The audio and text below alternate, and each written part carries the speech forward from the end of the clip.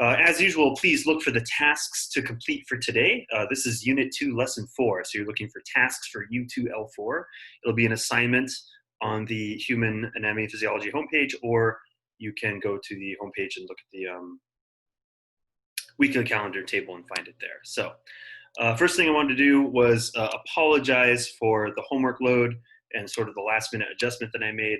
Though it looks like everyone was on board with that. I pushed back the deadlines for the drawing and the lung capacity so that you could just focus on the chapter 9.2. From what I can see in the gradebook, everybody got the chapter 9.2 quiz in. I do need some note submissions from a few of you still. Just remember to upload your image. Garrett Liddon, Molly McCormick, Gabby. I'm not seeing photo submissions from you unless you did it recently, but just remember to do that. But any questions on those quiz questions from chapter 9.2? Anything you weren't sure about?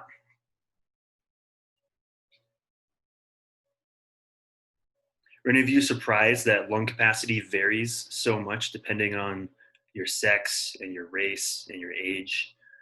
I thought that was kind of interesting. Like I always figured age, like I knew that, like as we, as you're younger, then you get older, our lungs kind of wear out. But I had no idea that even just looking at your racial background and things like that, and even just your body position, like if you change your posture, you're technically changing the amount of air you can get into your lungs. We're going to explore that with a little activity today and also over the long weekend if you don't get to it in class. But I thought that was a cool takeaway from that. Boyle's law was just kind of, I know it's complicated, but it's just a simple pressure difference, and that's literally what allows us to breathe. And I thought the last question was interesting in the last point, that lung volume actually doesn't generally predict the average athlete's performance because we use such a small percentage of our lungs under normal circumstances when we're breathing fast anyway. So I guess it's more kind of looking at like longer distance stuff, or perhaps I wonder about those like deep sea divers. Like I wonder if they're the ones who get an advantage from having a bigger lung capacity and just getting more oxygen in right before they dive down. But anyway, it's kind of interesting to read about that. So, all right. And again, if you started the lung capacity lab and were able to finish it, great. If not, we'll have class time today to do that. If you started the drawings and finished that, great. If you didn't finish it, you'll have class time today, and we'll switch around. And then there's just one more thing I'm going to add in today, one more activity where you're going to be making a bottle essentially to make something like this, where you've got balloons inside a container. But if you have a plastic bottle and a couple balloons, you can make a much simpler version, which I'll probably try to make in our downtime. And then I have some videos and questions relating to some lung issues, specifically what's called pneumothorax, which is collapsed lung, and what's going on inside the chest cavity. So before we get into that though, I just want to throw you into breakout rooms to do a quick little share.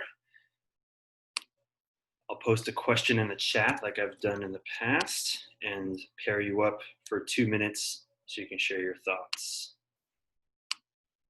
Here's the question that I'd like you to, so when I throw you into breakout rooms, say hi, check in, and then share answers to this.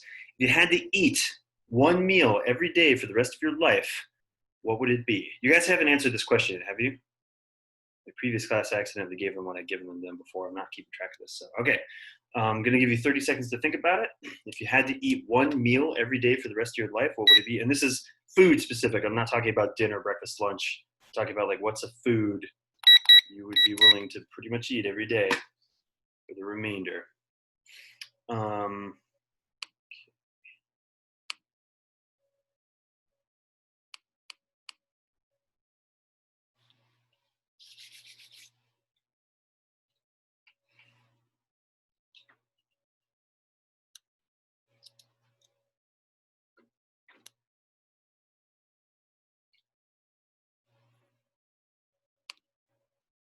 Okay, breakout rooms are open. We'll come back together in 2 minutes.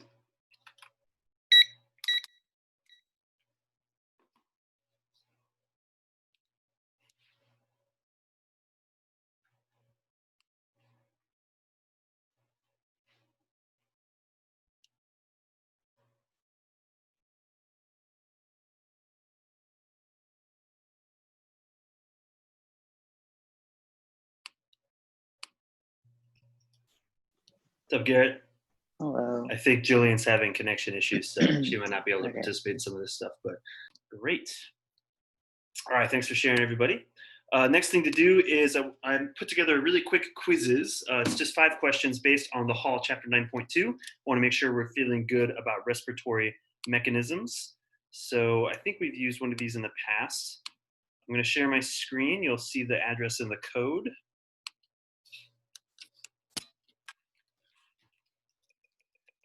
So please go to joinmyquiz.com on your phone or on your computer. The code is 180556.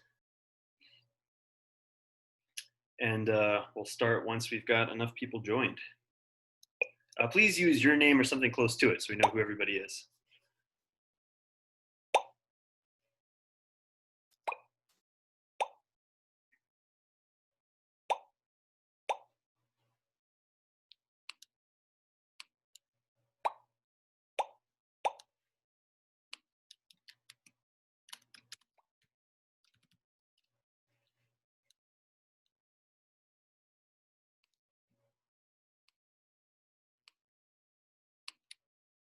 All right, I think we're at capacity here. So give it a go.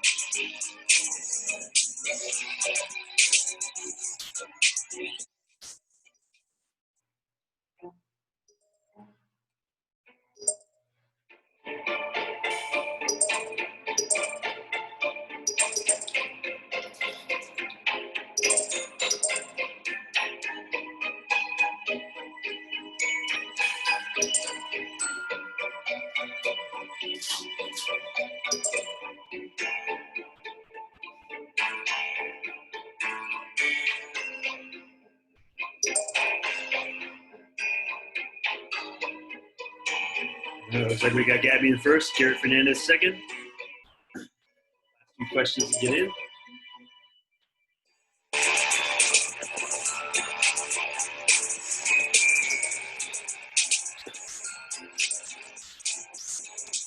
Hey, all right, I think that's it.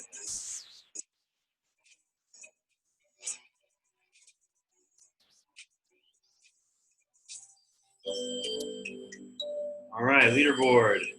Gabby in first, Garrett Fernandez second. I assume that's what F is. And there you go, Julia. All right, looks like we had a hard time on some of these questions. 100% on question 3, which is great. But let's take a look at question 1, and I think I can. I'll just look at these. So, normal expiration or breathing out is an active process that is actually false. You are flexing your diaphragm to breathe in, to expand your lungs and your chest cavity to create that negative pressure. And air goes in, but then it just relaxes and your chest kind of goes back to its normal state. You do flex, I think, if you want to push a little more air out, but it's breathing in is what requires effort. Number 2 is blank monitor cerebrospinal fluid pH to detect excess carbon dioxide. And the correct answer is your central chemoreceptors. I spelled that wrong. That should be chemoreceptors, not chemon receptors. Kind of interesting that our body actually has no way of monitoring oxygen content, right? It only monitors carbon dioxide and uses that as an indicator for whether oxygen's high or low, because usually if CO2 is high, then oxygen's low or vice versa. Number 3, everyone got this. Your postural position affects your breathing rate. That is true. What is the average respiratory rate of an adult at rest? It is 12 to 15 breaths, which is pretty crazy when you think about an infant is like 40 to 50 per minute. I guess it's just smaller lungs and trying to get more air in. Pretty crazy. And then which measurement describes the amount of air that remains in the lungs after normal expiration? This was kind of a tricky one. They have a bunch of weird names for these. But that's functional residual capacity. That's what, if anyone's ever had the wind knocked out of them before, if you've ever been hit in the stomach by a ball or been punched, that kind of coughing, like it's really hard to get your air back. It's because you've lost that residual volume, and your lungs haven't collapsed, but they've sort of partially, they shrunk a lot more than they normally would. So it's hard to kind of get that first, like everyone feels like they're gulping air to get those first breaths going. So questions or comments on that? All right, good job. Again, we'll do more today to review a lot of the functional stuff for respiration. So we have the remainder of class time to work on respiratory system activities. What I think I'm going to do is toss you all into breakout rooms really briefly with just enough time to check in with each of you individually just to see if you've got balloons and which assignments you've completed and which you haven't. I can see in the grade book some of you have submitted a few things, which is great. But otherwise, it's up to you. If you've got the balloons and the ruler, then I recommend tackle the lung capacity lab if you haven't done that already. If you have done that, or you just want to work on the drawings and you've got your sketchbook and pencils ready, then tackle the drawing assignment. And the new assignment is called lung model and pneumothorax activity. We're going to be making sort of a little chest cavity with a lung in it, a balloon, and then you're going to be stabbing a hole in it to simulate what's called pneumothorax, which is a lung collapse. And there's a couple of videos you can watch, and I'm going to tie it into vaping as well. So questions on what we're doing? Okay, so I am going to throw you on the individual breakout rooms, and then hopefully over the next 10 minutes or so. So just keep an eye on your screen or be close to your screen if you can for the first 10 minutes. And I'll probably pop in for a quick check-in.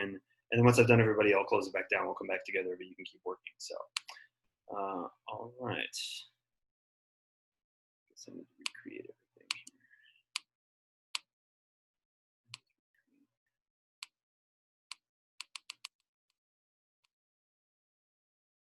All right. Okay, rooms are open. Go ahead and join, and I'll come check in. All right, everybody, let's come to a stopping point wherever you are, and let's come back together really briefly.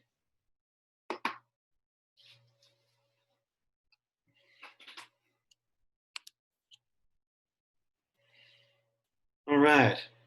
How many of you were able to make a little lung model? Can you hold up your lung model if you made one? Some people, hey, Julia, that looks nice. Oh, nice drawing, Bailey. Looks good.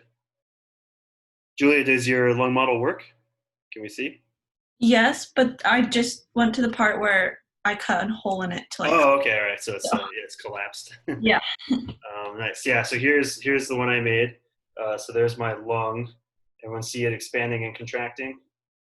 So my little bottle's breathing. Not exactly pretty, but yeah. So hopefully it's pretty obvious what muscle is this bottom balloon supposed to be representing.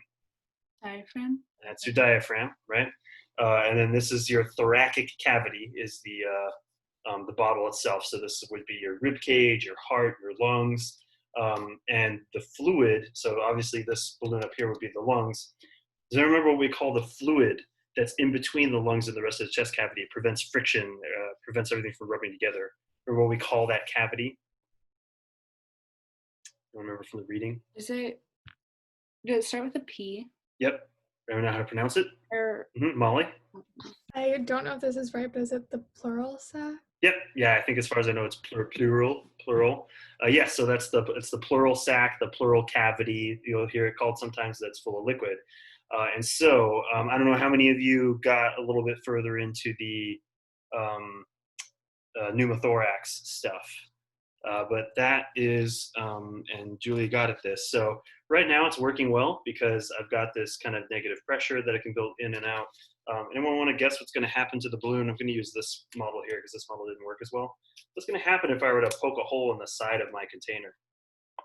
I just stabbed my little person. Oh, look at that. It's actually kind of still working a little bit. This one's a survivor. But the point is that the balloon, the lung should actually collapse because it loses that pressure.